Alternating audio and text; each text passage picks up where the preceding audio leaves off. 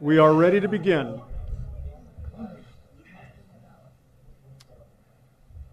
Good evening. My name is David Kranzler. I'm the Master of Ceremonies for tonight's event. Before we begin, I'd like to introduce Troy Alt, the Senior Vice President here at Silicon Valley Bank, to welcome you all. Troy?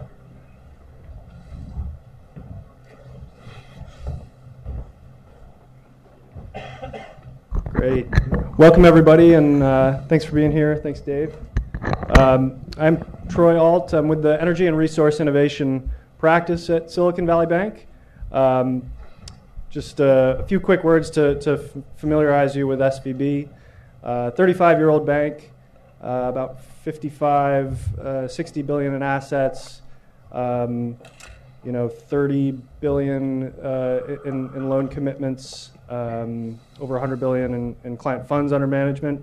On the Energy and Resource Innovation team, which is a nationwide team really spanning, renewables, electrification of transportation, agriculture, water.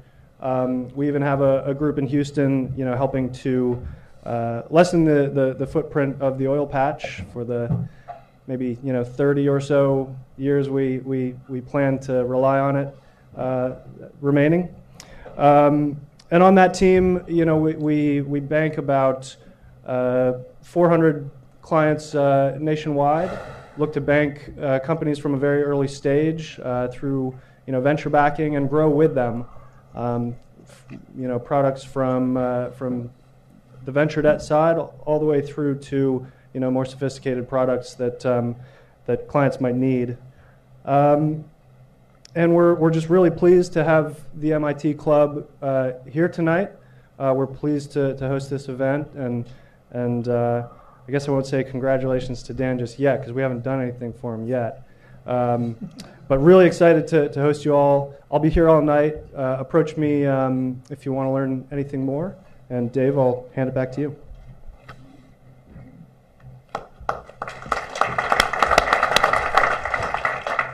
Thanks, Troy.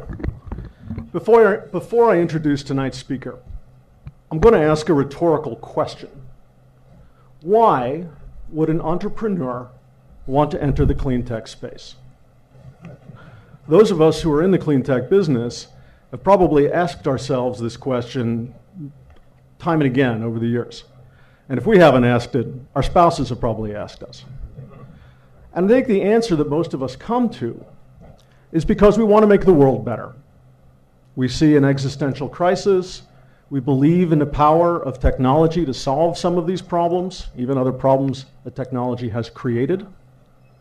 But this is a hard business. The technology is hard. You may be working in very advanced device physics, solving complex problems on a state or nation or even planetary scale. The economics are hard.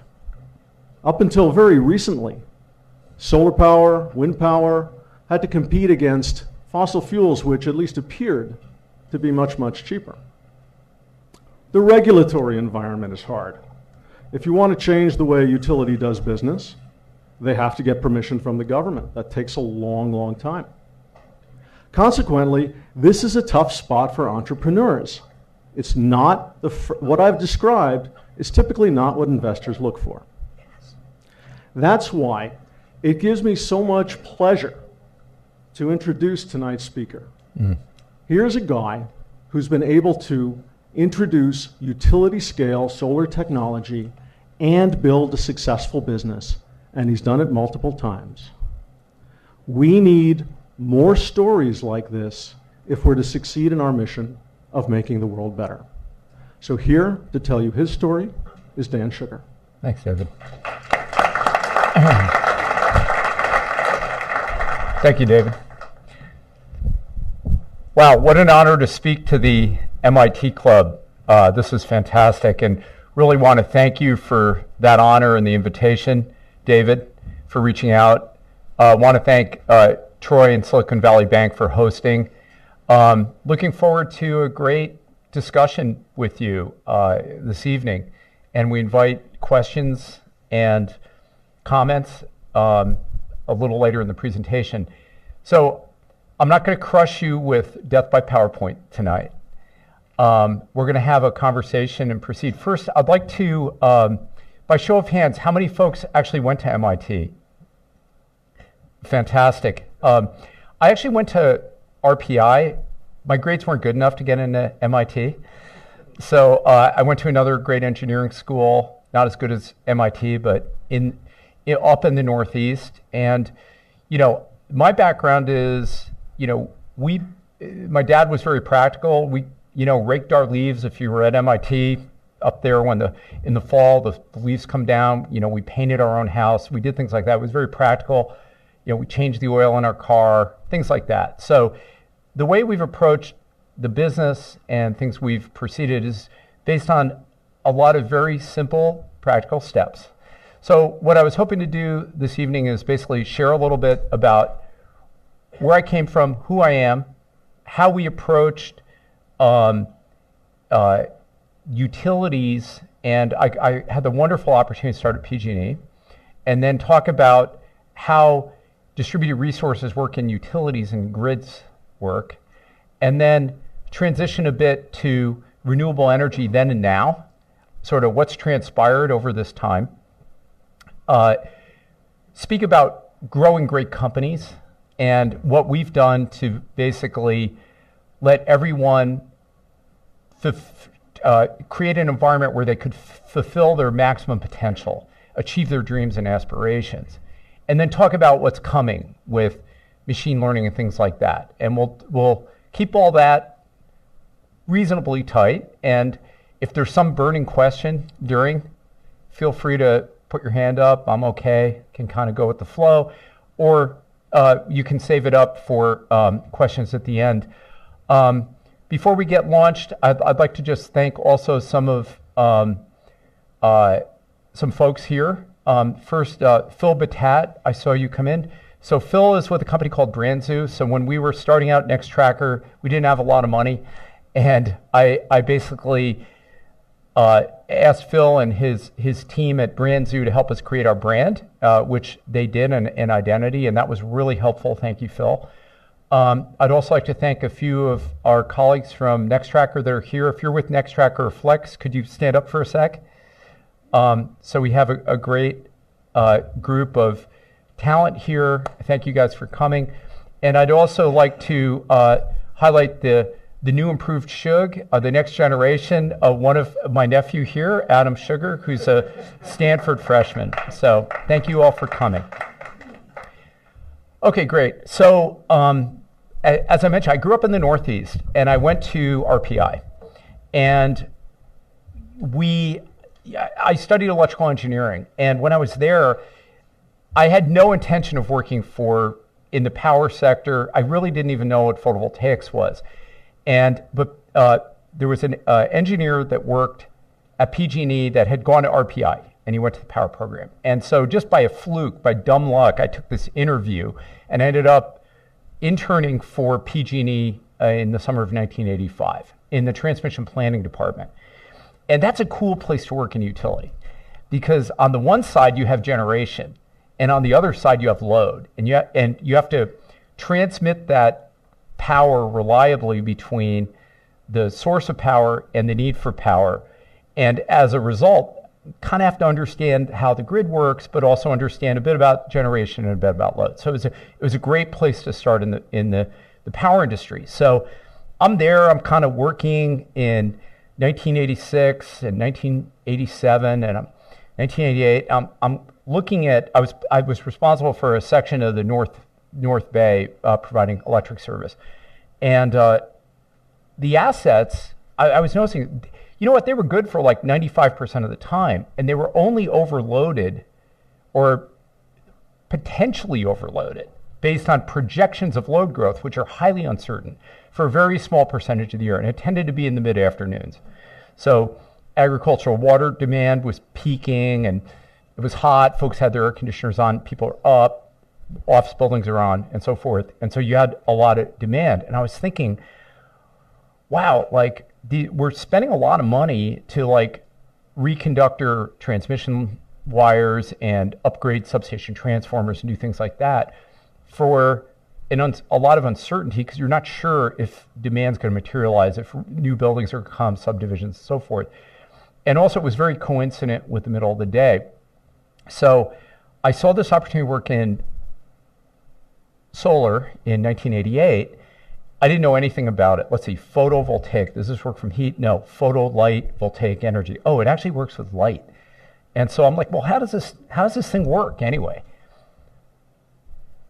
Oh, like how does it actually, oh, you put it in the sun and then the photons interact with the electrons in the outer valence shell and they elevate the potential, and if you connect that in a closed circuit, it just keeps going. I'm like, it doesn't run out of electrons ever, theoretically. I just thought that was incredibly interesting. And so if you take these solar cells out of a solar panel and you stack them in your hand like a deck of cards, to make that amount of energy with fossil fuel, like barrels of oil, you'd have to fill this stage with barrels, or you'd have to burn about 5 tons of coal in order to make that same amount of energy that silicon that you hold in the palm of your hand generates. I thought that was completely amazing. It's the only energy technology ever invented, discovered, that works without moving parts or burning fuel. More interestingly, being a transmission engineer or planning engineer, I was thinking, you know what? The cost of these assets is virtually independent of the size of the plant. Meaning, we could strategically put these at weak places in the electric grid and deliver extra value beyond the generation value. So we were spending money when I was at PG&E to upgrade the grid. And just to contextualize this, if you look at utilities cost of service, about 1/3 is generation and 2/3 is delivery, which means transmission, distribution, all the stuff that goes along with that. And that's true. There's 3,000 utilities in the country, something I found surprising. And that's pretty much true. The electric transmission and distribution, let's say, is more than half for virtually all of them. So what I was thinking is we could take these assets and figure out exactly how much we need where and put them in the grid, and then avoid upgrading those lines and transformers, providing they correlated well, like the time of the solar correlated well with the need. So we developed a methodology to figure out, okay, where are those places? How does it work? We then we were partnering with the U.S. Department of Energy to do a project called PVUSA.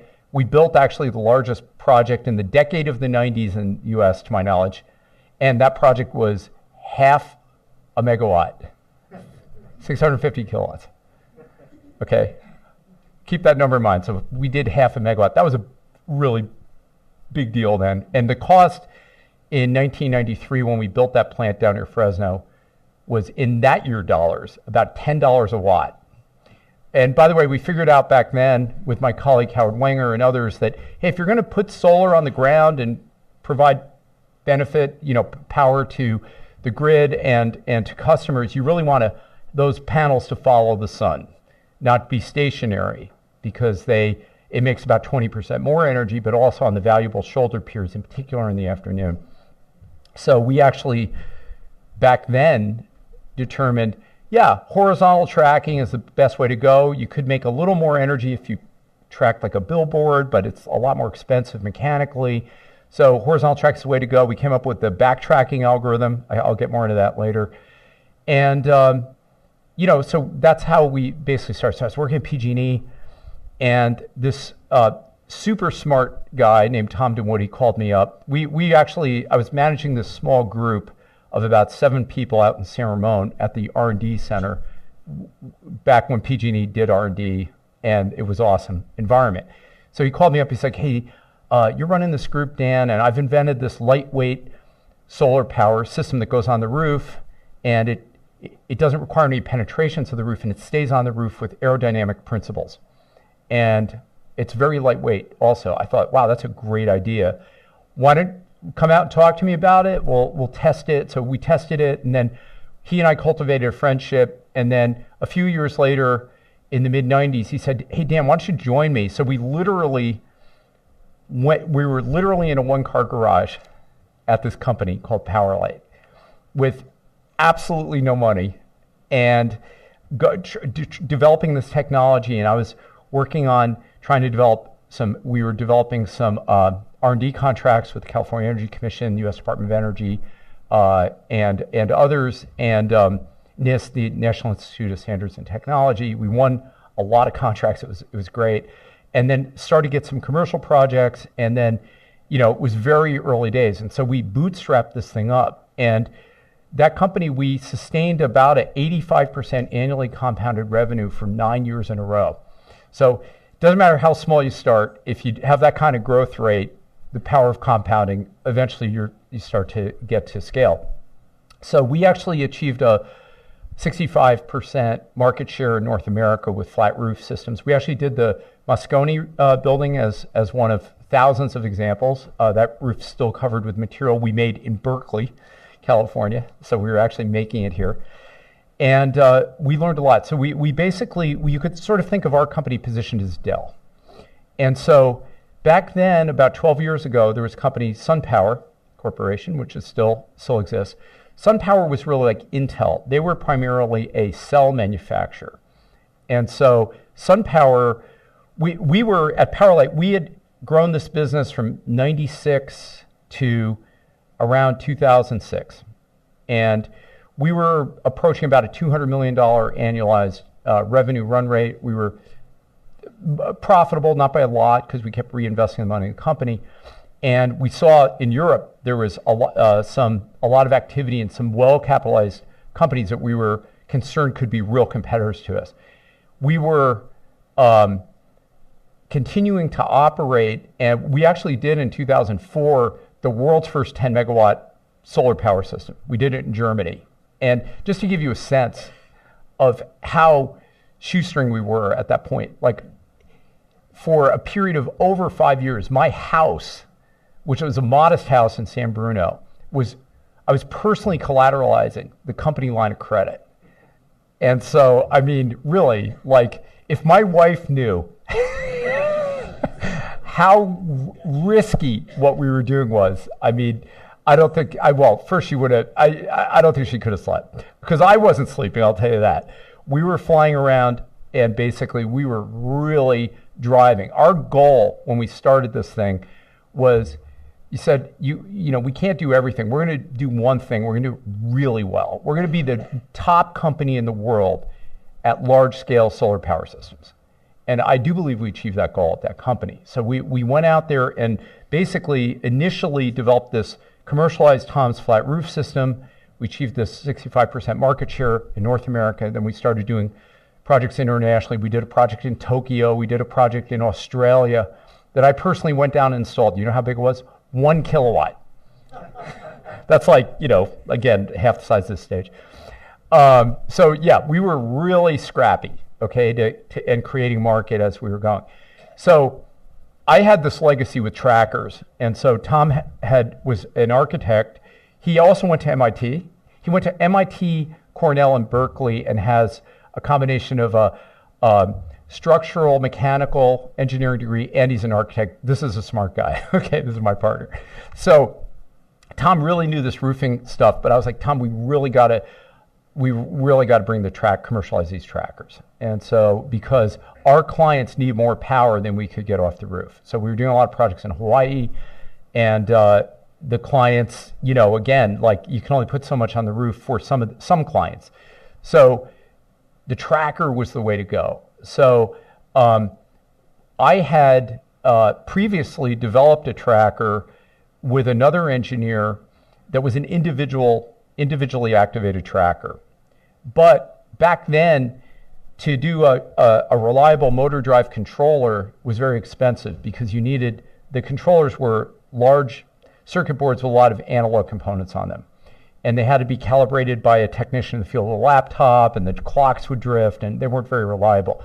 So another great engineer had developed a way to track where you would link many rows of trackers together sort of like a Venetian blind, so it would mechanically move them together. There'd be like an arm with a screw jack that would turn all these devices. And so you would do one motor drive controller, you'd spend a lot of money on it, do a really good job, and then move 20 to 50 rows. So we actually licensed his technology for the tracker. So we had the roof technology, we had the tracker technology, we were scaling this business. We built the world's first 10 megawatt system in Germany in 2004.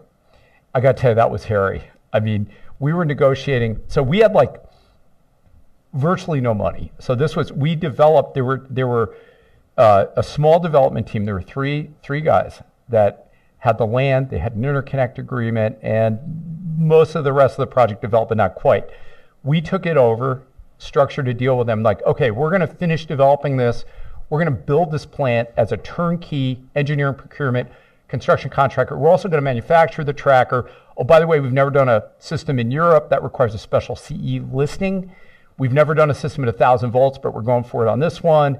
We've never used, no one has done this 1 megawatt inverter Siemens talking about. We're going to go ahead and use that.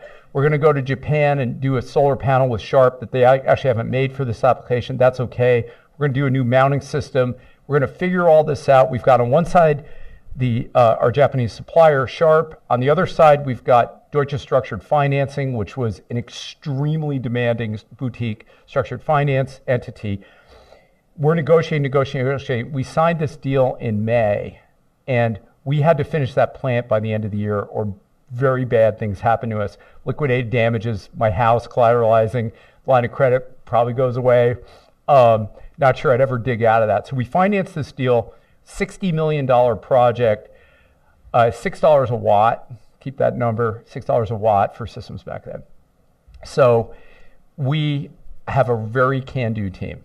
And some of the great leaders we had in the company then, like Marco Miller and others, are still with us, still with the companies, because we try to have a highly functional team that executes. So yeah, that particular project, literally, we're trying to bring this thing in, like this manufacturer's delayed. We're trying to pull those panels out of the factory. We're expediting them to Europe. We're doing currency hedges. We didn't really know about that. We figured it out, made a lot of money on that.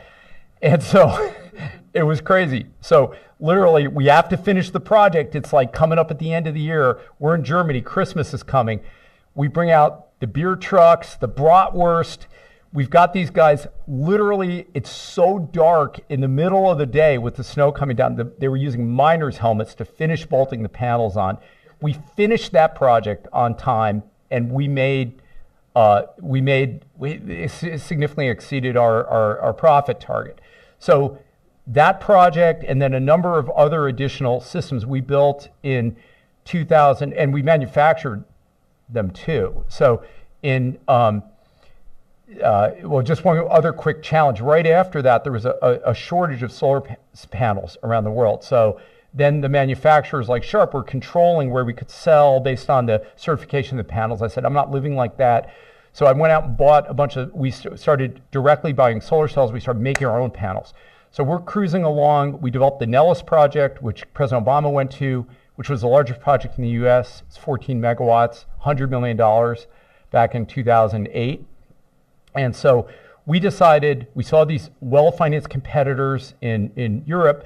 We said, we're going to go public. So we basically ran a process, selected Morgan Stanley, had an S1, we're ready to launch, and we're going down that road, and SunPower calls us up. SunPower, again, was like Intel, we were like Dell. So at this point in the industry of the solar power industry, you could kind of think of it like Henry Ford level or era for automobiles. So Henry Ford did this vertical integration thing where he standardized workflow, work product. So he basically put his arms around the entire product, the entire supply chain, the whole customer experience, everything. That's what we did. So we basically said, you know what, I'm tired of arguing with Sharp about the configuration of the solar panel and how the frame should be. We're going to merge with SunPower. We'll basically clean sheet it. So we just basically were like, this is what it should look like to be optimized on the tracker. And then we did it, and we executed on that. So we did this merger. It was a $332.5 million deal consideration, but who's counting? So we got that deal done. It was right before the dot-com thing and a bunch of financial crisis. The financial crisis, the dot-com thing was earlier. Lehman Brothers was our investment banker. So we did that deal, and then I served as president of SunPower Systems Corporation. And meanwhile, the whole time, through this whole period, the market's just growing exponentially, and there's this awesome learning curve effect, which applies across a wide range of commodities, where every time the cumulative production of the commodity doubles, costs drop 20%. It's amazing, and it applies to not only solar panels, it applies to digital cameras, it applied to VCRs back in the day. Just a staggering range of commodities this thing happens. So if you want to get a sense for like, well, where's the cost curve going to go? If you understand the demand picture, this equation holds true in many commodities. So the market's going to expand. We opened an office in South Korea when it was hot. We did this project, huge office in Madrid, in Portugal. We're down there. We're expanding where the markets are. So we did this merger with SunPower because they were public. We were going to go public, but they were already public. They were about a $200 million company, so were we. So we sat back and we thought, how can our mission was to mainstream solar, okay? We wanted solar to be the number one source of power, period. That's why we existed as a team, and we were set on that. And we were going to win this fight, which was laughable back then. Absolutely. It was amazing. In 2001, I was the expert witness for at the California Public Utilities Commission. There was a proceeding by the solar industry, and the utilities were trying to put in a process where if you put solar on your house, you would have had to have a second meter, and they would have paid you the wholesale rate, which back then was 3 cents a kilowatt hour. And we engaged, and I was cross-examined by utility lawyers on the stand under oath for 3 hours. Not a lot of fun, but you can solve anything with enough espresso. Just remember that, Adam Shugar. So anyway, I was pretty wired, and we actually prevailed. We authored something called the ICE-T. It was the Independent Clean Energy Tariff proposal back then. We actually won by one vote. It was a little scary, but we basically prevailed on not allowing, so if you put solar on your house, you didn't need that second meter. No one in the industry knows any of this stuff anymore. But there's been a lot of these existential moments, and folks need to be engaged in policy. But anyway, the reason I brought up that story is back in 2001, one of the utility lawyers asked me, they're like, well, how much solar do you think it can actually happen on the grid, like within a certain amount of time? At that moment, there was only 2 megawatts interconnected in the entire California grid of photovoltaics. And I was like, thinking like, let's do some quick math. 50 megawatts, which sounded like, wow, 25x what we have right now, right? I mean, Barry Cinnamon, who runs Spice Solar and Cinnamon Solar, I mean, you guys are doing that in your own company every month or two, right? Yeah, so it's, really, I mean, this industry's come so far. So here we are, we're 2007, we do this vertical integration thing, and what we're able to do is just design the whole product just like Henry Ford did with Model T. Knock a hell of a lot of cost out, improve reliability, and we're off to the races. And basically, we're just going gangbusters, continuing to thrive and go into these new markets and create all this opportunity. Okay, so we're cruising along. We've basically now, my former company, Powerlight, was part of SunPower, but we were in a division, SunPower Systems Corporation. So we did in 2008, 2/3 of the revenue of the whole company, about $800 million back then. So we're cruising along, we're knocking it down, and the financial crisis happened, 2009. There's a bit of a dip, but it just kept powering on. So what was happening then was basically we started to see new suppliers start to come in. We saw China really ramping, and even though we were part of SunPower, I went to China and basically started sourcing products in 2005, 2006, 2007. So the costs, remember we talked about this learning curve effect, as the volume goes up, costs come down. So the cost of the solar panels, back when I did the, all the way back to 93, they were $5 a watt back then, which in, more current dollars would be, say, $10 a watt. Well, now to come to $3 a watt.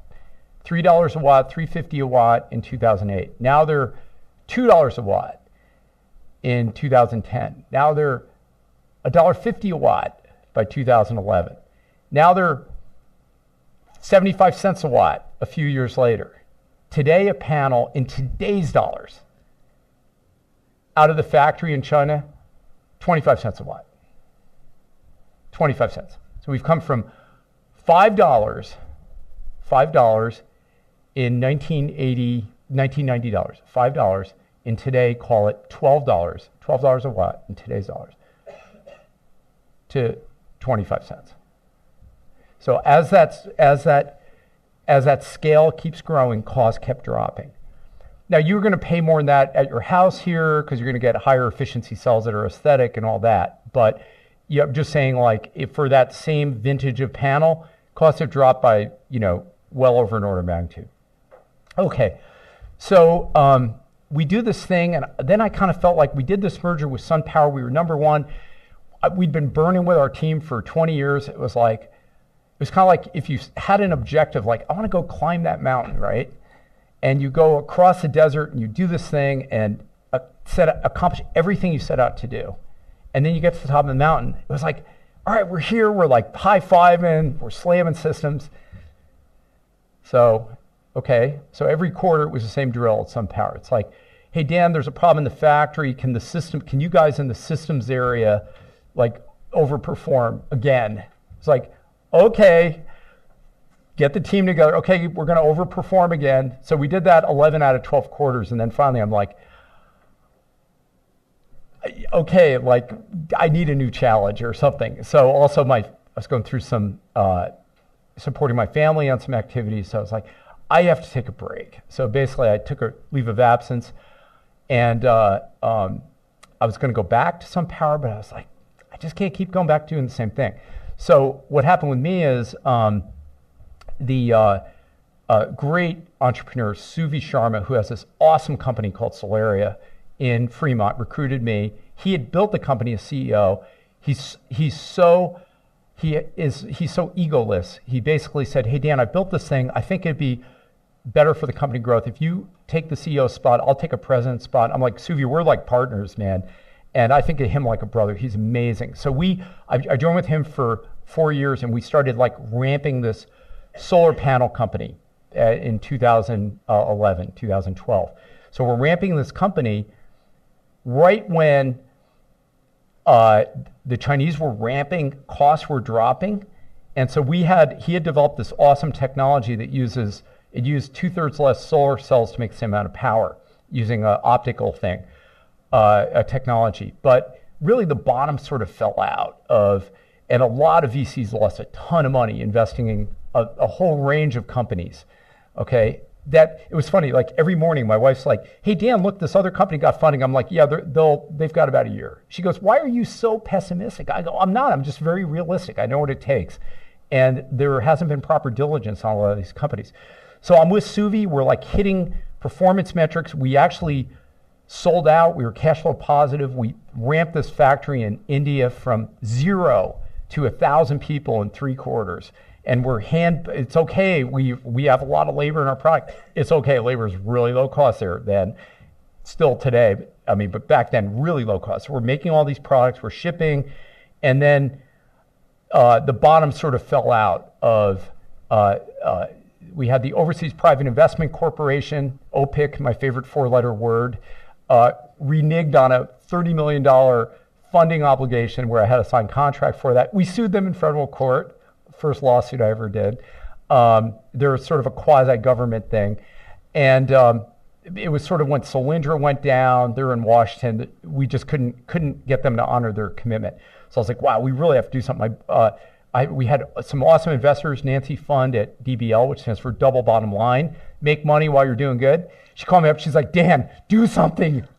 I'm like, all right, Nancy, I'm on it. We're gonna figure this out. So we had been focused on making in this company Solaria the next generation solar panel. But we also started saying like, well, these panels have to be mounted, so they have to go on a tracker. So at that time I was like, I don't want to do another tracker. I did that at Powerlab, I did it at SunPower. It's really hard. I knew what it took. It took money. We really didn't have money, but I had to do something. And so our panels were going on other people's trackers. Other trackers were expensive, unreliable, and the customer service was terrible. Other than that, those other companies were doing a great job at that moment.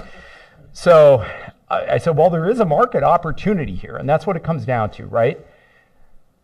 It's like these very basic things we're doing. There is a market opportunity here. We're going to incubate, even though we can't really afford it, we're going to incubate this tracker company within Solaria. So we started doing that on a shoestring. With like 20 people in the total company, we started figuring it out, and we brought this amazing executive in, Alex Au, who's our chief technology officer, who came up with a way. He taught an old dog a new trick, how to track. He's like, oh, we're going to do this like balance mechanism, so this thing can be basically use very little energy and reduce the number of mechanical units and be self-grounded and have all these other features that provided real tangible benefits to customers right now. So I was like, I'm really having trouble visualizing that, Alex.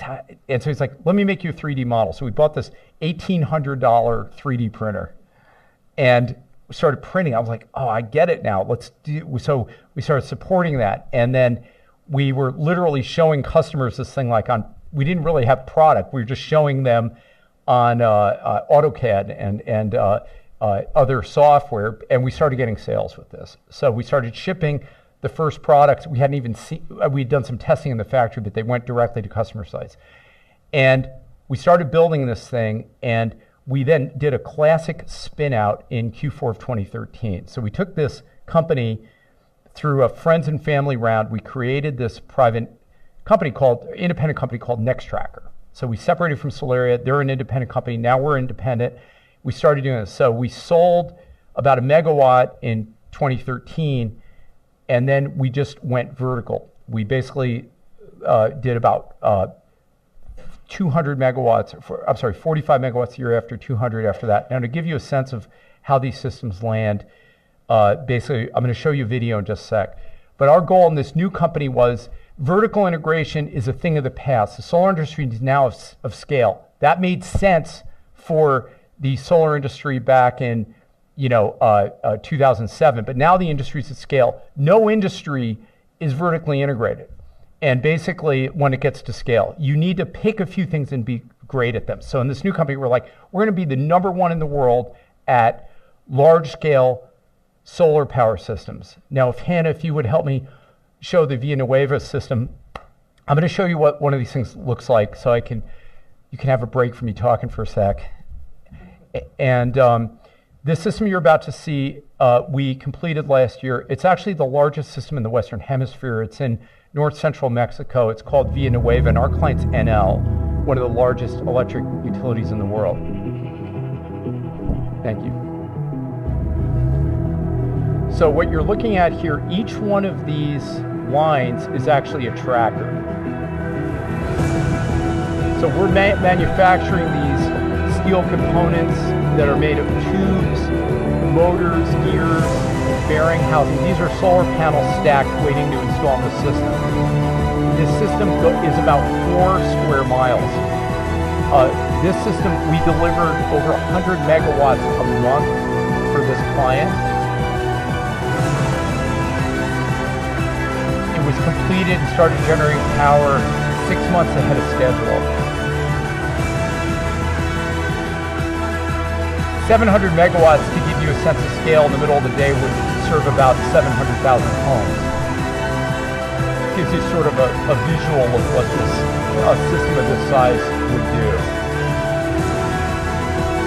It's a construction photo, so these have the panels, the others were awaiting the panels to be done.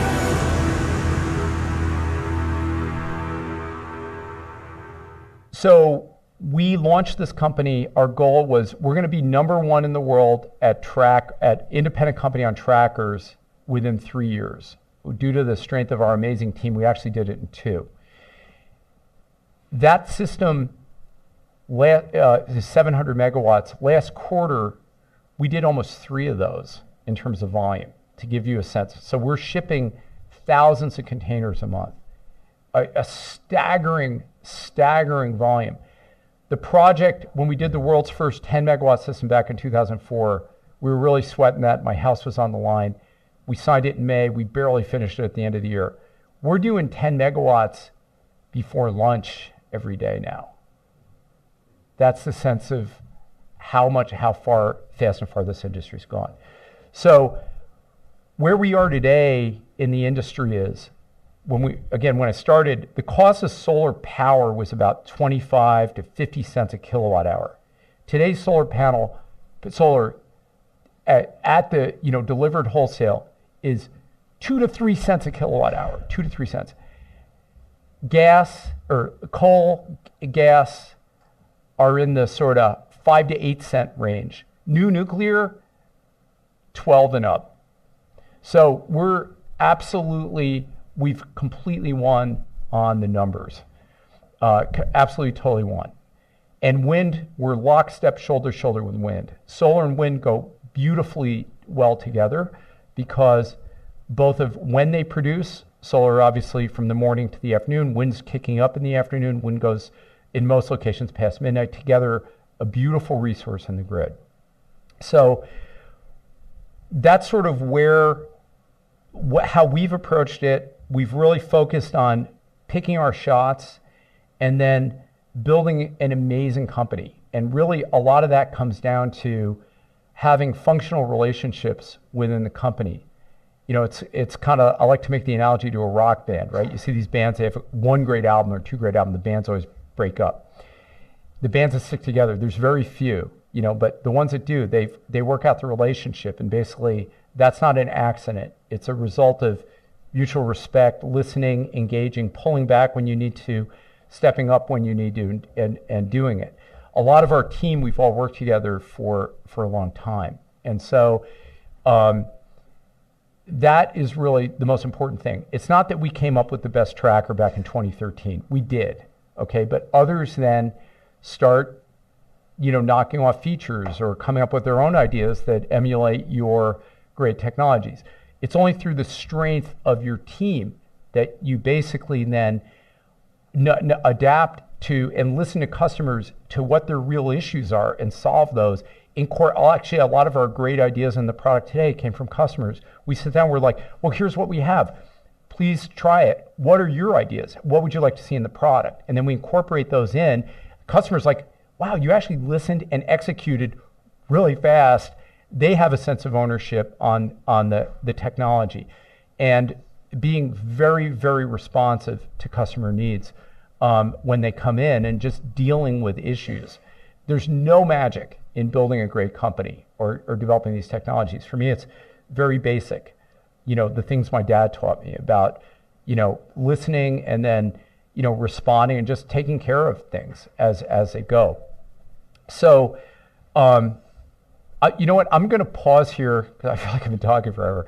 I'm going to pause and see if there's any questions, and then we'll talk about the next phase, which is incorporating machine learning and other great things how solar is interacting with the grid, not only in the U.S., but in other places. Yes, sir? How does energy storage fit in all this stuff? Or can you do it with the wind and the photovoltaic like you described? That's a great question. So I'll repeat the question. The question is, how does energy storage fit into this, and can you do it all with wind and so forth? Well, let's pull back for a second and also talk about the level of penetrations of renewables in the grid. So today, actually, California is further ahead than any other state in the U.S. There are other countries that are much further ahead than the U.S. in terms of total amount of renewable penetration, like in Germany, for example. I don't know the exact number, but call it in southern Germany over 30-40% renewables. So it's a bit of function of the level of penetration in the grid and how that grid is being planned, whether or not you need batteries, and if so, how much. So in California, we have what's called the California ISO. It's the Independent System Operator. The California load's about 50 gigawatts. Cal ISO controls California. We do trading, real-time settlement with other states like Oregon, Nevada, and so forth that are in the Western grid. As opposed to, on the East Coast, there's a grid called PJM that goes from northern North Carolina all the way up through Massachusetts and over partially the Midwest. There's actually 11 states, 65 million customers, that's managed as one grid.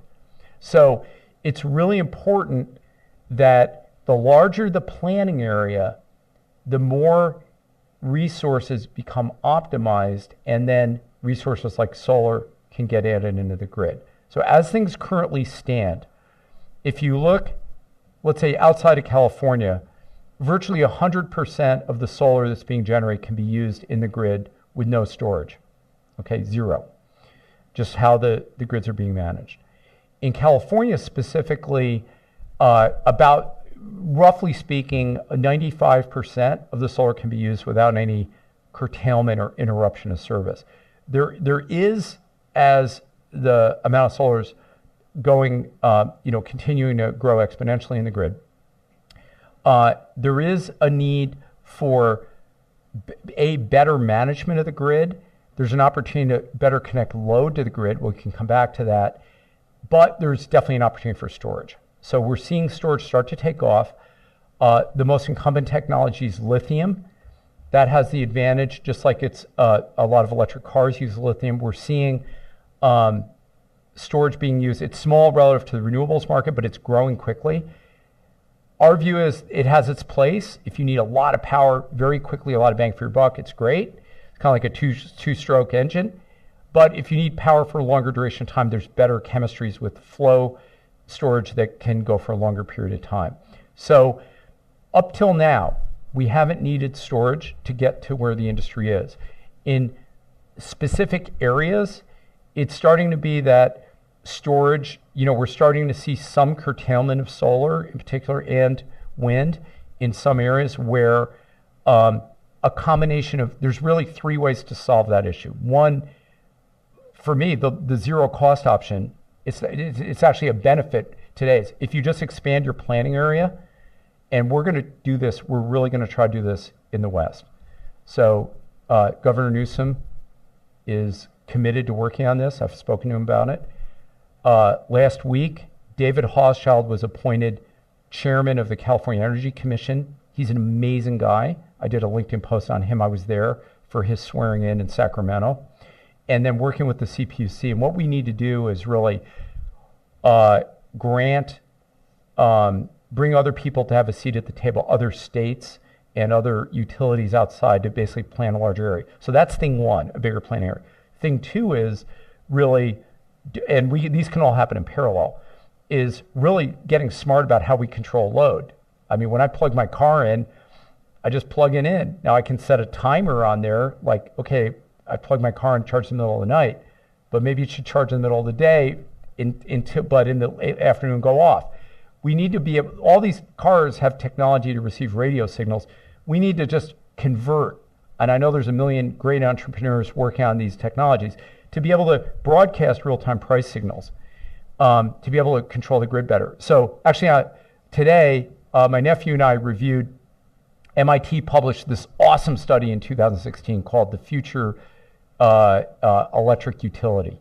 And they talked about how not only you could actually broadcast real-time marginal cost information of the central grid, but also local area grids, just like we did at PG&E when we had these transmission distribution constraints. And then these resources could be optimally controlled. So you should be proud, MIT folks, that there's a great study. I'd encourage everyone to look at it. The third piece in parallel is to actually do batteries. It's taking off. We're doing projects all over. We have both technologies at NEXTracker, both a lithium technology and a vanadium flow technology. That was a super long answer to a very short question. Thanks. May I take another question, please? Hey, Dan. Thank you for this great talk and great career. Thanks. When you did NEXTracker, when you have something in a CAD design, and we had the same problem in my company, Skyfuel, and you want to go into utility scale, and you have this problem of how am I going to insure this product? Usually they ask for it to be out there for a couple of years, and serial defects. How can you make this vertical, as you call it, climb, and have an insurable, a financeable product? How did you do that? Thank you for asking that question. This is like the most intractable problem. So I was like, I have to, these clients are interested. I have to, they're telling me they're concerned about the product. I have to get my costs down. In order to get my costs down, I have to get my volume up, but I can't sell. I've got nobody. I've gone up and down, Page Mill Road and some of these other places, like no one's going to write me a big check because a lot of people have lost a lot of money. What am I going to do? I got to figure this out right now. So I just kind of looked around the landscape and I'm like, who's the biggest demand generator? And so at the time it was a company called SunEdison. Okay. So SunEdison was unbelievably aggressive in generating demand in 2014. And so I basically beat a path to the door of SunEdison. And I got the CEO on the phone. He's an awesome guy. His name's Ahmad Shatila. He's a good friend of mine. Now, back then, I was like, well, we evolved a friendship and a business relationship. I said, Ahmad, you should look at my tracker. He goes, Dan, I got my own tracker.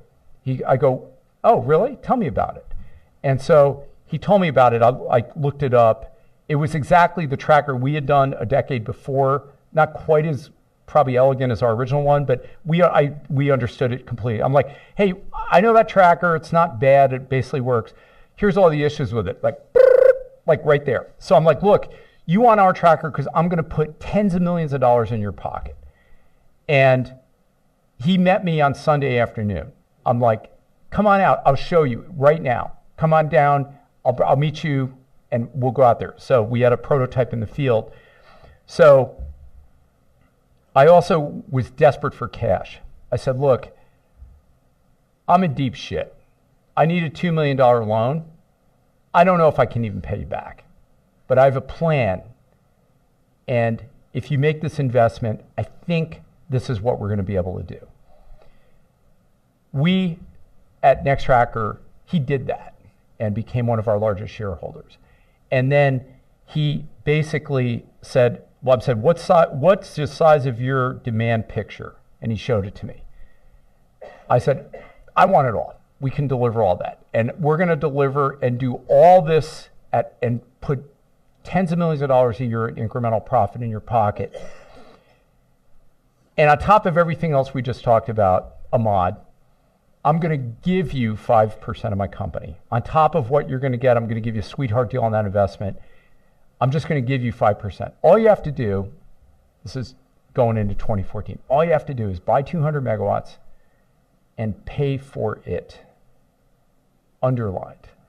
Pay for it before the end of the year. Okay. So we get into, the beginning of 24, the biggest system we had done was 1 megawatt. So we get, a megawatt is still 5 acres, okay? What you just saw there was 700 megawatts. It's still 5 acres of material. 1 megawatt, that's the biggest one we did. So we get into 2014, and his guys come in my office, they're like, here's a 73 megawatt system. So my guys are like, it's like that commercial, right? They sell one, they're cheering, they sell 3, and then the meter goes off, they're all like, oh my God, what are we gonna do? So 73 megawatts, we're all like, gulp. Like, when do you need it? May. I'm like, I can't do it. April's as fast as I can. I refuse the order. They came back, they're like, okay, just take all your float out late April. I'm like, fine. So anyway, so we're shipping to SunEd, we're ramping. He's got an equity position in us. He's going to get these extra warrants. He really wants those warrants. We went to a place of complete open kimono, total transparency. I figured this guy's much smarter than I am. There's no point in me bullshitting this guy. Okay, he's going to see through. He saw through me instantly. So I was just like, look, here's the complete deal. Okay, and I'm like, this is what we can do. Bam. They totally invested in us. He goes, I'm going to give you my quality guys to help you out, which was a royal pain, but it was worth doing. and I'm going to do this and I'm going to do that. And I'm like, okay, but we got like no cash out of them. So basically we're 5 months in arrears. I'm like, millions of dollars, tens of millions in the hole. My suppliers are calling me, Dan, we got to get paid. I'm like, I'm really sorry we're late. Hang on. We're good for it. Okay, we're going to pay you. So we're cruising along the year. I mean, we're just like on fumes, way overextended, functionally insolvent. Silicon Valley Bank would have run like the plague from us. Trust me, they should have too. So it was mid-December. They pay us in full. We end the year, we've got $17 million cash in the bank at the end of the year. And then I just focused on number one priority for the company is customer diversification. That was like top priority. We've got to get other customers. So Ahmad's belief in us, basically in their team, and they diligenced us. They installed our thing next to their tracker, so they could have made or bought. And so it was cheaper for them to buy from us, pay us our margin, than to make themselves. And so we just focused on that client and delivering and then execution. So basically then, if you put $1 million in us, when we actually did our, less than 2 years after we found the company, we sold the Flex for $330 million. So if you put $1 million in us, I gave you back $17 million in 20 months. So their investment was probably the best investment they ever made at SunEdison. Unfortunately, SunEdison ended up cratering a couple years later. That was really unfortunate. It didn't have to happen. There's a long story there I won't get into. But our strategy worked. So we basically diversified, and a lot of the projects SunEdison was developing that they, after their demise, they couldn't do, ended up in other customers' hands. And guess what? We were already spec'd in. So then we started we just ran the table in originally Chile, North America. And so we've now created offices in Australia, Santiago, Mexico, Brazil, and India. So we have 90 people in India. So what happened in this thing was we had taken it, we had like a huge surge in business due to SunEdison and other clients. And Flex, which is a global, awesome company, 200,000 person company, they're traditionally a contract manufacturer. They've moved now into other value, they're in automotive and medical and energy. They wanted to get more innovation and intellectual property, so we ended up doing the deal with them. Again, sorry about the long answer, but the way we approached the problem, I didn't have any money, and I couldn't get anybody to invest, and I had to solve this problem of getting big really fast and getting bankable. So for me, it was finding a customer that believed in us, going open kimono, and then servicing the hell out of them. Yes, sir. I was going to say, if you're so smart, how come you're not rich? But you are. Why does the solar industry and the wind industry need subsidies and coercion? Subsidies and what? Coercion. Coercion? Okay. Government rules. Okay. Thank you for the question. My dad had a thing. I keep bringing up my dad, right? Because he was so awesome. My dad had a thing. Too fast, old, too late, smart. That was one of my dad's things. Okay, why does the solar industry and the wind industry need subsidies? Okay, well, first of all, where things are, where the only subsidy left in solar is a 30% investment tax credit. That's it. There's no other subsidy. Okay, if you go out and you do you create an oil well, you can get it's a tax partnership. I can't remember the legal name of it. There's a subsidy for that. Like you go drill an oil well, you get a big subsidy for that. There's a direct subsidy of $5 billion a year. Obama wrote 3 letters to Congress when he was president saying, like, this is ridiculous.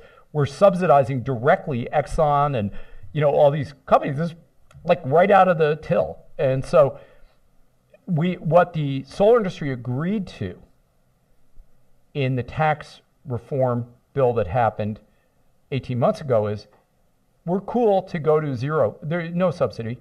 We're okay to go from 30% and then gradually go down to zero within a 4-year period of time. And that is codified in law today, and it's driving demand in the U.S. So we're cool with going to no subsidy. We do want those subsidies for, fossil technologies that are killing people. We want those subsidies to go away because our stuff's like half the cost or a third the cost, and it's clean. So we're cool with no subsidy. But we do want the subsidies for the other stuff to go away. The system I showed you here, that 750 megawatt system in Mexico, there were zero subsidies there. So we're seeing a lot of parts of the world that are sunny. You don't need subsidies. And what we need to do is go to a subsidy-free place. Long term, that's our vision for where we should be in the USA. Well, one of the big subsidies or Go ahead. coercions is the tariff that you were proud of implementing or talking them into. That is, if you own a solar panel on your roof, Yes.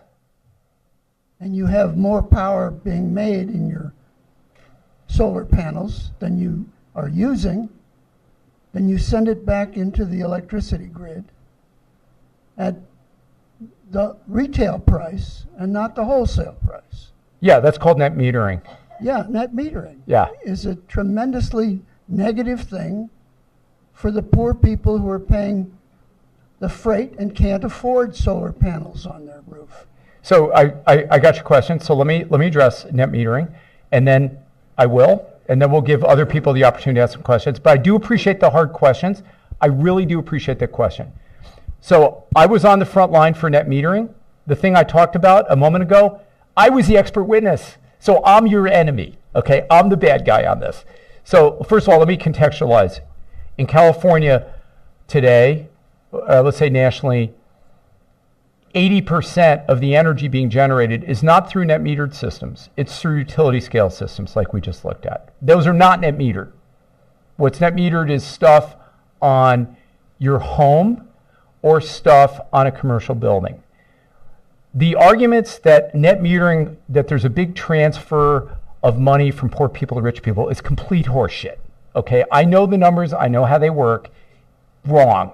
Actually, if let's say, sir, you do a 5 kilowatt system on your house, okay, or a 10 kilowatt system on your house, and let's say you're in a neighborhood, and let's say nobody else has solar in that neighborhood, right? What happens? Well, at night you're using energy, you're buying power just like you would otherwise. The sun comes up in the day, you're buying, and let's say you're paying 30 cents a kilowatt hour. The sun comes up in the day at, let's say, 9 o'clock in the morning. Let's say let's say you have a 5 kilowatt system, and let's say your load is 5 kilowatts, just for round number. So the sun comes up, it's early in the morning, your system is generating 2 kilowatts. You're still consuming 3 kilowatts, okay, at that moment.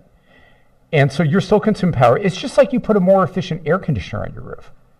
Now, yes, we basically perfected that if you, in the middle of the day, from let's say 10 o'clock in the morning till 3 in the afternoon, you're over generating on your house. It's actually a benefit to the grid in these things. It reduces, do you know 35% of the energy is actually lost in transmission, distribution, secondary distribution from the point of generation to the point of delivery. It's actually making the grid much more efficient and the voltage more stable. I've published 30 papers on this, 20 peer-reviewed papers on this over the years, IEEE papers.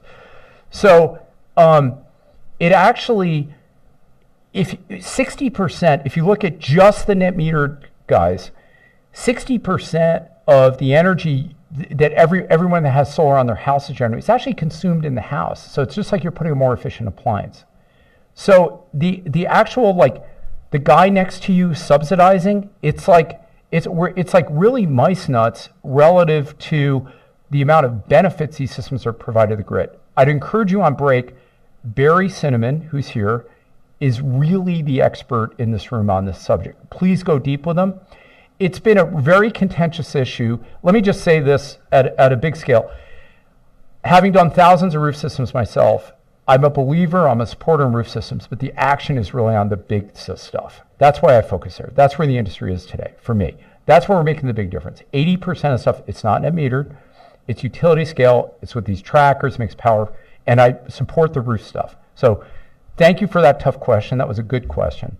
Another one. Yes, sir. I got a different kind of question. Yeah. turn on the mic. Good, thanks. There's a button in the center to turn it on. Yeah, it's on. Yes, sir. If you have an innovative technology and you're not working with something that technology like solar panels exists. If you have a new technology, I don't mean this as a. If you have an innovative technology, what's a good strategy to go about getting finances? Okay, so how do you What's a good finance? strategy for going about financing? Yeah, Attracting financing, how to work with venture capitalists. Right. If your technology is developed to the point where you could actually bring in a product to demonstrate to them and show it works. Yes. And how can one proceed with that? yeah, it's a good question. So just to recap, how do you finance, if you come up with a new technology, how do you basically finance and get these things off the ground? Is that fair summary? Okay. Well, again, I'm like, what I like are capital light technologies. Technologies that don't require you to spend $300 million building some new furnace or factory or process in order to prove it out. So what we did was we came up at this last company, NEXTracker, we came up with something we could actually build in the field, like for almost no money, that we incubated. We designed it, we incubated it, we made it in like a proof of concept. So when I called my customer, Ahmad, and these other customers, I'm like, let me show you how it works. Please come. It's very tangible. It's very real. So personally, I like technologies that you can deliver a proof of concept of, and then as quickly as possible get it in the hands of the customer to get their feedback, get their concerns, and their suggestions for how to go to the next step. So then when you sit down with the VC, and a great investor of ours told me once, he said, investment, it's all about greed and fear. And as soon as the greed overwhelms the fear, you're going to get a yes. But I'll tell you one thing I learned to do when you actually pitch an investment, which I have many times, mostly shot down. By the way, I every time we've had one of these exits, I love talking to our marketing people. I'm like, hey, I've got a list of people I really wanted to make sure they're on the press distribution list for our announcement about this spectacularly successful merger we just had.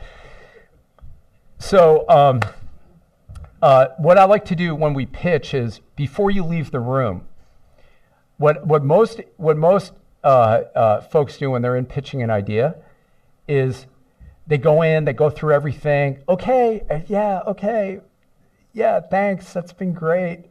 They walk out of the room, and then the folks in the room, the armchair quarterbacks shoot down their idea. What I like to do when I pitch is I'm like, okay, you've seen our story, you've seen our technology.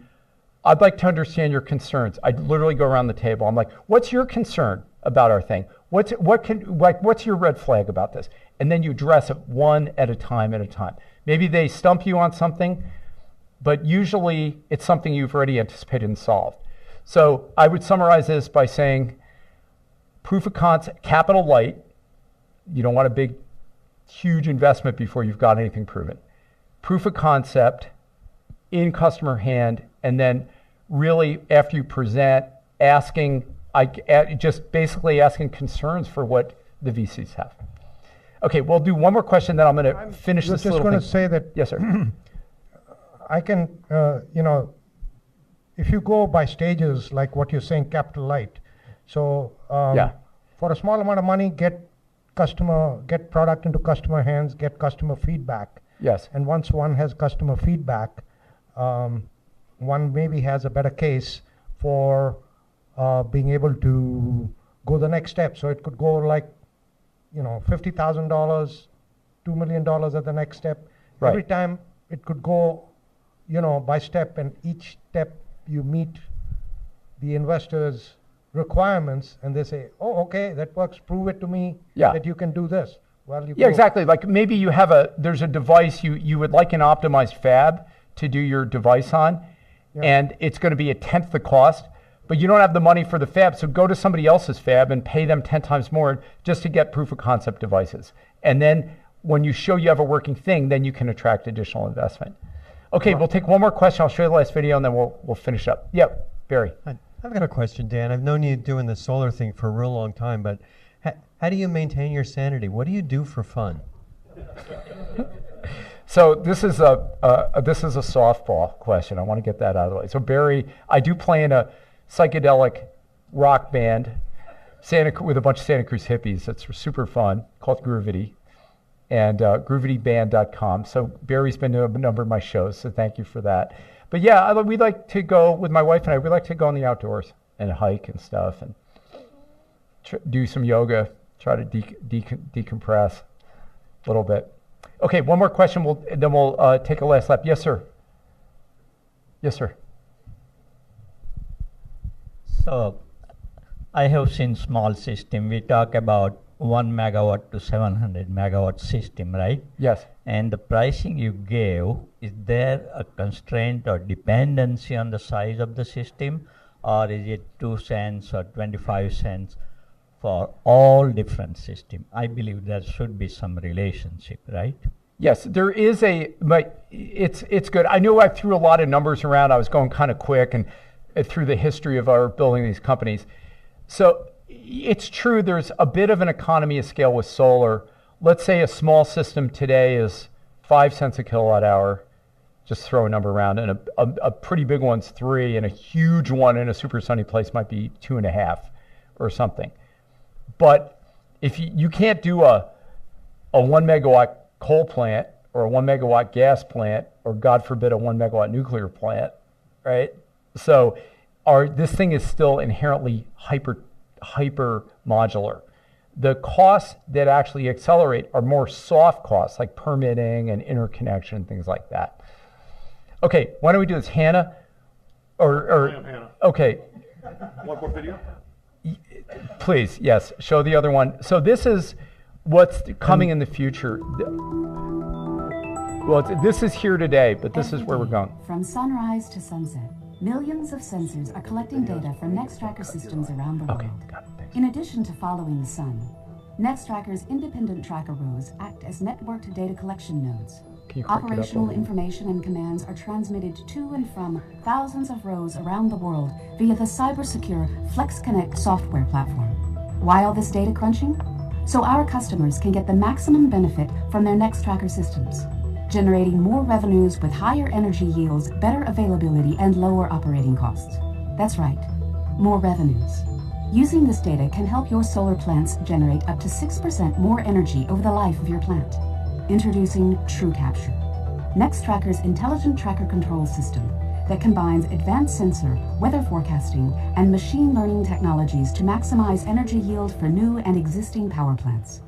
How does TrueCapture harvest up to 6% more energy? By enabling each individual tracker row to compensate for variations in geographic features, terrain, and changing weather in real time. Trackers don't always perform optimally.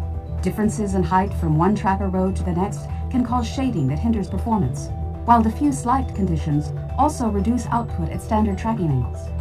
Let's compare standard tracking to TrueCapture enhanced tracking. As the sun rises, we can see that the trackers are in backtracking mode. Backtracking may eliminate shading, but it also reduces performance. With all rows tracking identically, we're not capturing as much light as we could. As the day progresses, trackers keep to their normal positioning angles, following the sun as closely as possible. With the onset of diffuse light or cloudy conditions, the energy generation dips once again. Why? Tracking angles that were correct under previous conditions don't harvest as much solar energy when light is scattered. Once the sun begins to set, we see the trackers enter backtracking mode to avoid shading, curbing energy production once again.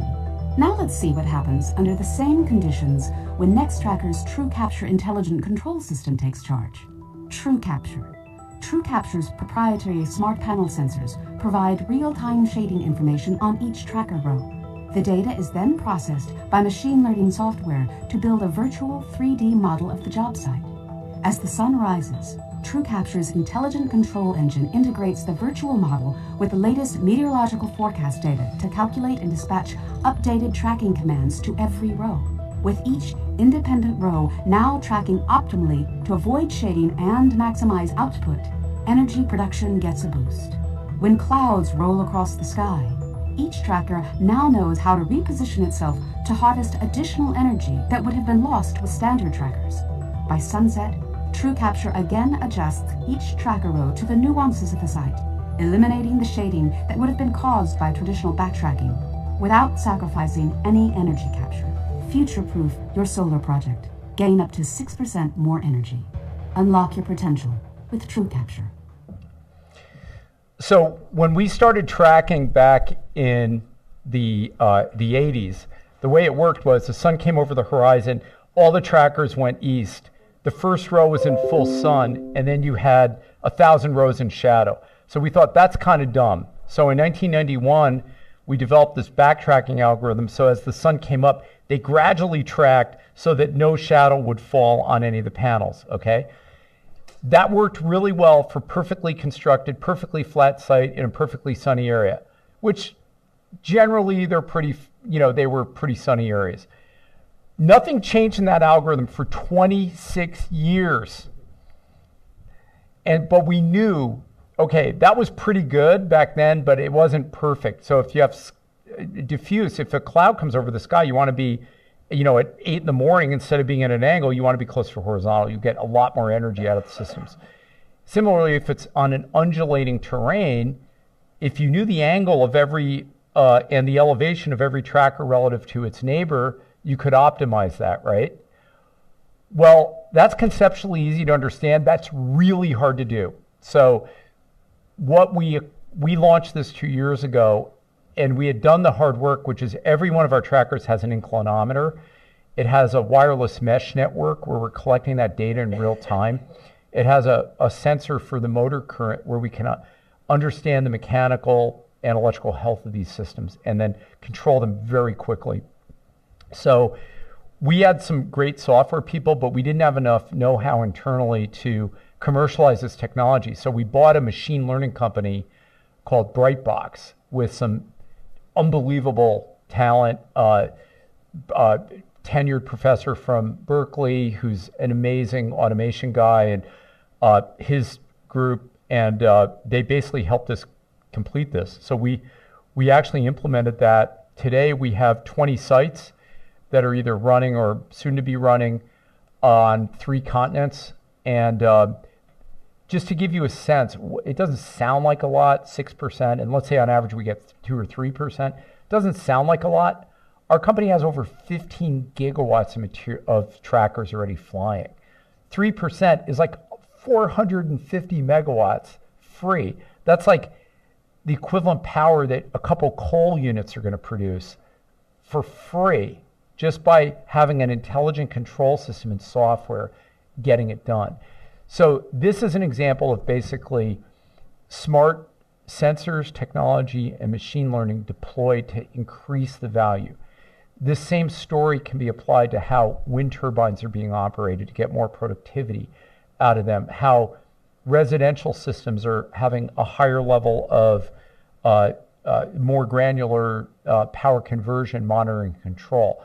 So these renewable systems are they're on a very steep curve in terms of technology, productivity. So here we are, we're, solar at these giant plants is 2 to 3 cents in sunny areas, unsubsidized. And, it's absolutely decimating the conventional power industry as we knew it. But there's no end in sight. That's the exciting thing. Yep.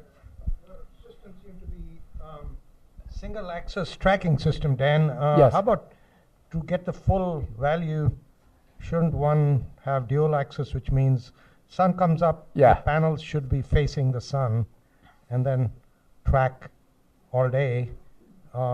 Yeah. If you have single axis versus dual axis, you might be able to get more energy out of a dual axis system, seems like, but of course that'd be more complex. It's a great question, and thank you. We studied this, and when we did that, the original projects at PG&E back in '90, when we published on this. So we analyzed the 2-axis trackers versus the horizontal. You're absolutely correct. A 2-axis tracker, the entitlement is much higher, but you have a single point foundation with a large overturning moment. You've got this billboard up in the air. We tried some tilted 1-axis trackers, the Nellis project, and a dozen other projects we built at scale, tried to optimize. At the end of the day, it came down to, as you go to these more degrees of freedom, the structural and mechanical costs go up very steeply, and also the land requirements go up exponentially. So it's just the sweet spot is the same place we landed. We've tried it. We're open. It's not like we're saying, hey, we've got the best thing since sliced bread. Well, we've analyzed these, but we keep coming back to that configuration. And let's get a different voice, different question. I take comments, ask more hard questions. We like those.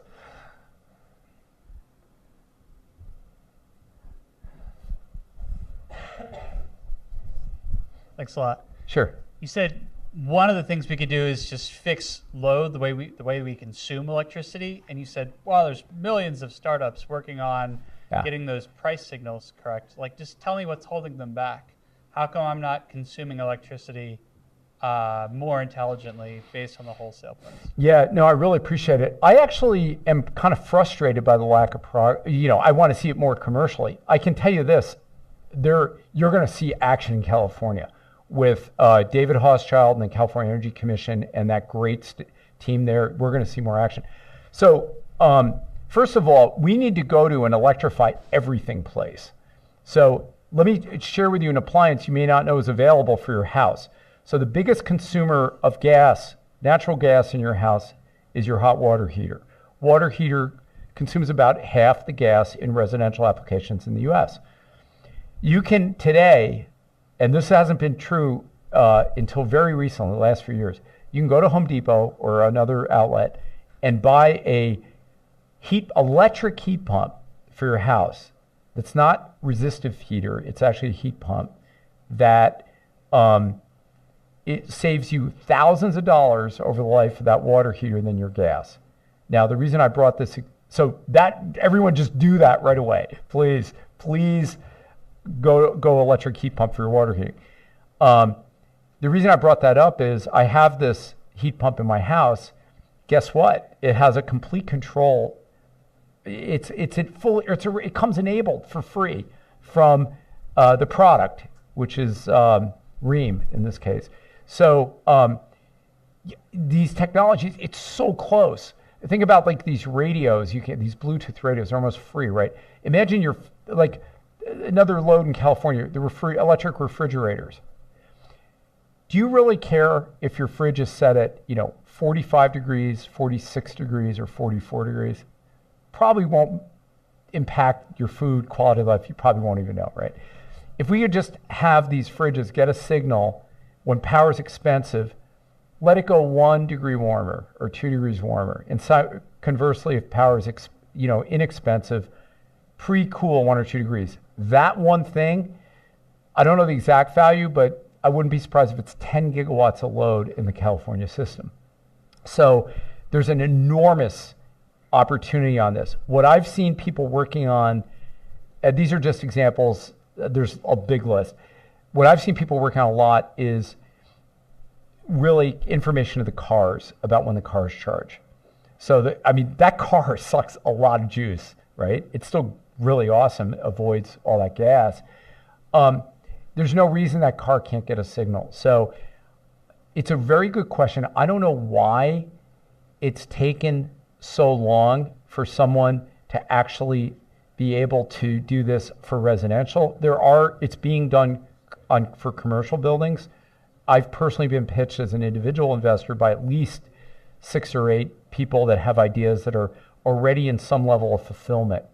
But I'd encourage folks, like if I were going to do a startup right now, I'd work on that problem. So I think you're right.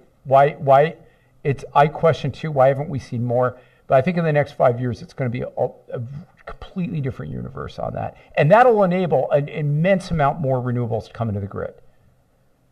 Yes, ma'am. I'm involved with a startup that is doing just that. It's called Able Watts, and sorry for the shameless plug, I'll be quick. No, please.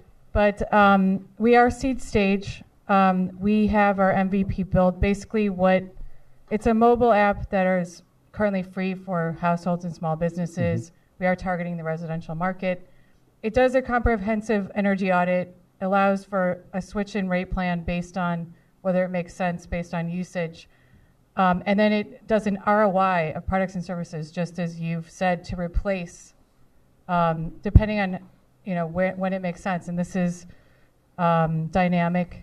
It's done in seconds, and then we're working on the fulfillment part where they can just click through to the app and buy it, and that includes installing solar.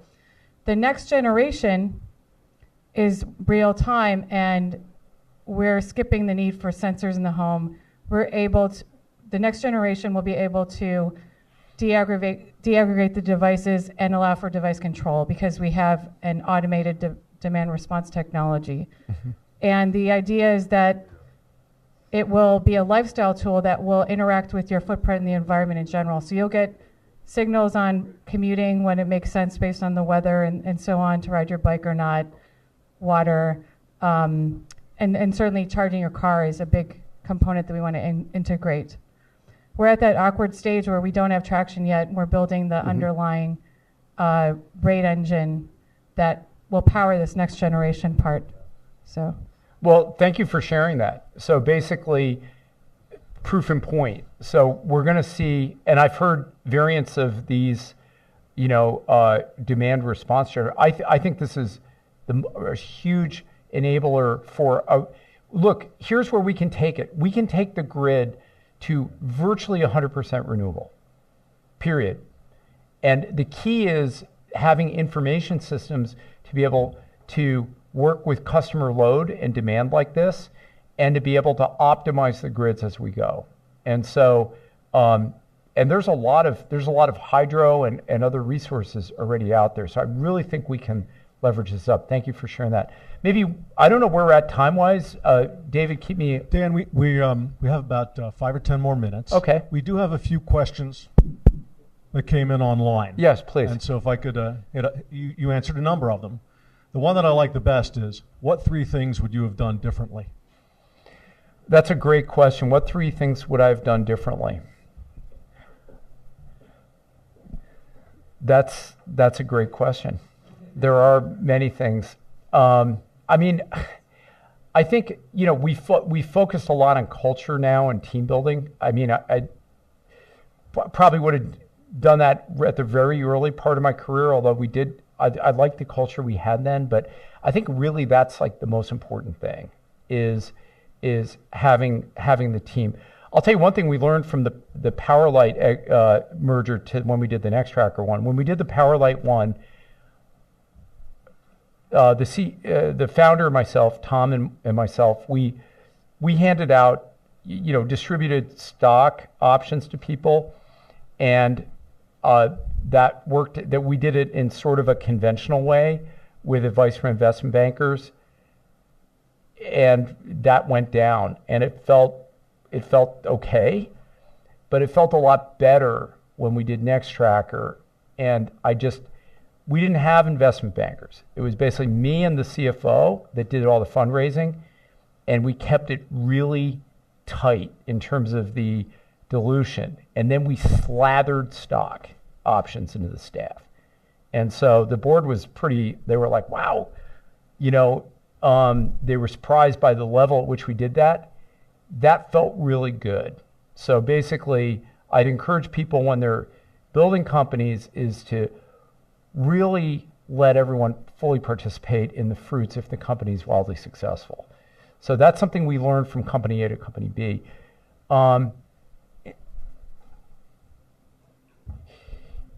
I mean, it's, these companies, if you're going to succeed, there's a lot of sacrifice.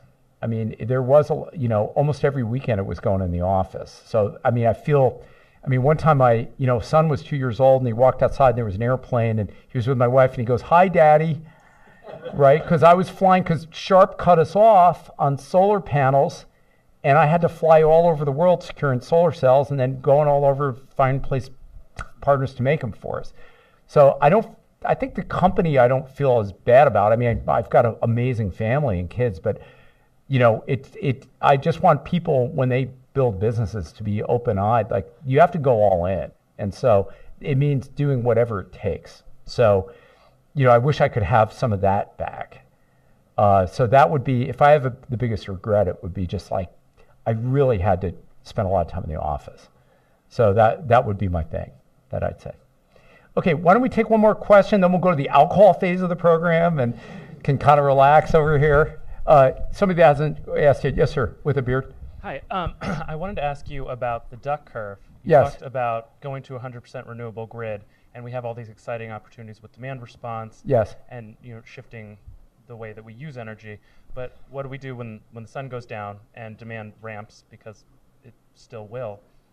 What do you think we'll do to get that part of the grid up to 100% renewable? Yeah, so I mentioned the synergy between solar and wind. Wind is cranking till midnight, 1 a.m.